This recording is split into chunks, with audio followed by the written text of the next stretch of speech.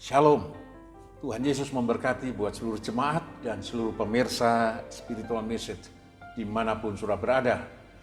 Sekali lagi doa saya terus tidak pernah jemu-jemu, kasih dan anugerah Allah senantiasa berlimpah-limpah dalam kehidupan saudara. Mari kita kembali melihat firman Allah dalam Yohanes pasal 6 ayat 48 sampai 51 berkata demikian. Akulah roti hidup. Nenek moyangmu telah makan mana di padang gurun dan mereka telah mati. Inilah roti yang turun dari surga. Barang siapa makan daripadanya, ia tidak akan mati. Akulah roti hidup yang telah turun dari surga. Jikalau seorang makan dari roti ini, ia akan hidup selama-lamanya. Dan roti yang kuberikan itu ialah dagingku yang akan kuberikan untuk hidup dunia. Saya ulangi lagi.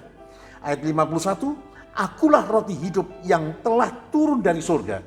Jikalau seorang makan dari roti ini, ia akan hidup selama-lamanya. Dan roti yang kuberikan itu ialah dagingku yang akan kuberikan untuk hidup dunia. Saudara yang kasih dalam Tuhan, jemaat yang diberkati oleh Tuhan Yesus Kristus. Yesus mengatakan kepada banyak orang saat itu, kepada murid-muridnya termasuk di dalamnya, bahwa akulah roti hidup yang telah turun dari surga. Nah saudara, Yesus membandingkan apa yang selama ini oleh bangsa Israel ini, termasuk murid-muridnya yang ada di hadapannya itu, bahwa yang mereka pikir roti yang turun dari surga itu adalah mana. Yang pada zaman nenek moyang mereka, pada zaman Musa telah diberikan oleh Allah untuk memelihara kehidupan mereka selama bertahun-tahun di padang gurun itu. Nah saudara, Yesus ingin mengatakan sebetulnya bukan mana, kalian makan mana nenek moyangmu toh juga mati. Tapi roti yang hidup yang turun dari surga itu adalah aku. Yesus kira-kira ingin berkata seperti itu. Kalau engkau dikatakan, jikalau seorang makan dari roti ini, ia akan hidup selama-lamanya dan roti yang kuberikan itu ialah dagingku yang akan kuberikan untuk hidup dunia ini. Nah saudara yang kasih dalam Tuhan, apa yang dikatakan Yesus? Apa yang dimaksudkan oleh Yesus dalam kalimat yang terakhir itu? Saudara? Yang Yesus inginkan, katakan ingin disampaikan adalah begini. Barang siapa tinggal di dalam Kristus dan Kristus tinggal di dalam dirinya, itu yang dimaksud. Dia akan memperoleh hidup yang kekal. Nah saudara, itu yang dimaksud. Ini mengacu nanti kalau sudah bandingkan dengan Yohanes pasal 15 tentang perumpamaan pokok anggur yang benar itu. Jadi saudara kasih dalam Tuhan. Jadi orang yang mau percaya kepada Yesus dan hidup di dalam Kristus dan Kristus tinggal hidup di dalam dirinya, ini bicara soal kesatuan, menyatunya kita dengan Tuhan.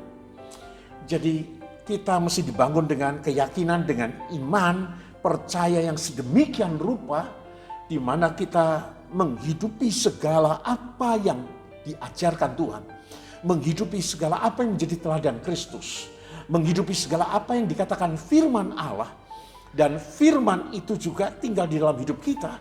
Saudara dengar baik-baik, maka orang-orang seperti itulah yang akan beroleh hidup yang kekal.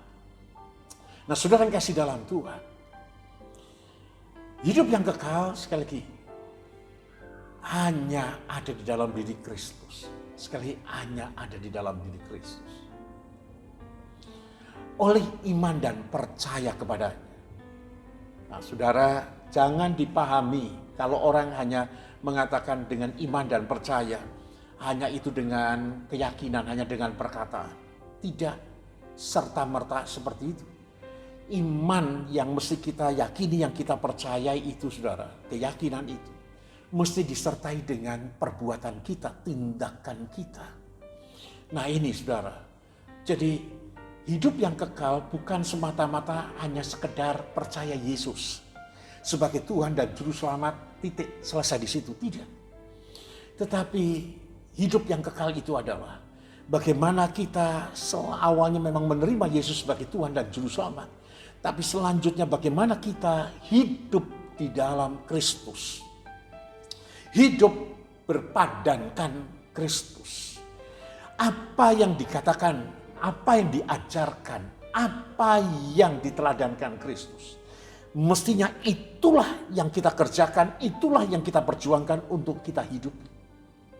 Saudara, nah itulah yang membuat kita menjadi satu kesatuan. Di mana Kristus yang tinggal di dalam hidup kita menjadi nampak terang benderang. Orang bisa melihat, orang bisa membaca Kristus yang ada di dalam hidup kita. Firman Tuhan yang ada di dalam diri kita. Mereka bisa tahu. Saudara kasih dalam Tuhan. Nah disinilah letaknya saudara. Jadi bagaimana kita dengan sungguh-sungguh dengan segenap hati. Kita terus berjuang untuk hidup di dalam Tuhan. Mengerjakan segala apa yang menjadi kehendaknya. Dengan demikian kita akan menjadi serupa dengan Kristus.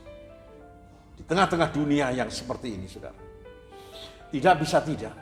Maka setiap murid-murid Tuhan, setiap orang yang percaya kepadanya, kita tidak boleh hanya setengah-tengah, hanya alang-alang, hanya kepalang tangguh. Kita harus sungguh-sungguh, segenap hati untuk menunjukkan tentang Kristus yang ada di dalam hidup kita.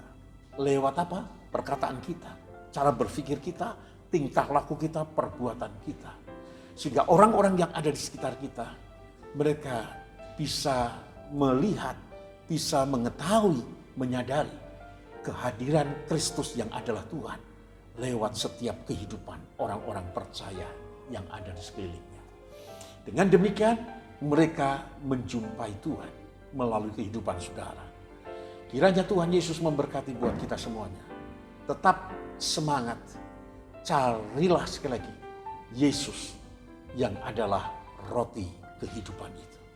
Maka engkau akan beroleh kehidupan selama-lamanya. Amin. Mari kita tundukkan kepala. Tuhan terima kasih buat firman-Mu. Berkati setiap kami. Engkau adalah roti hidup. Di mana Tuhan hidup kami bila terbuka untuk menerima Engkau sebagai Tuhan dan Juru Selamat. Lalu hidup kami memantaskan, berjuang untuk memadankan hidup kami. Mengerjakan segala apa yang menjadi teladan perintah dan kehendak Tuhan. Sehingga dengan demikian kami boleh menjadi serupa dengan Kristus. Dan Kristus yang hidup di dalam kami menjadi terang benderang. Sehingga membuat sinar yang indah bagi setiap orang yang ada di sekitar kami. Sehingga banyak orang di sekeliling kami bisa melihat Kristus ada dalam hidup kami dengan terang, dengan benderang. Mereka bisa menjumpai Tuhan lewat setiap perbuatan kami, perkataan kami, tingkah laku kami dengan terang benderang. Sehingga oleh kasih dan anugerah Tuhan, Tuhan bisa memberikan rahmat-Nya untuk orang-orang di sekitar kita.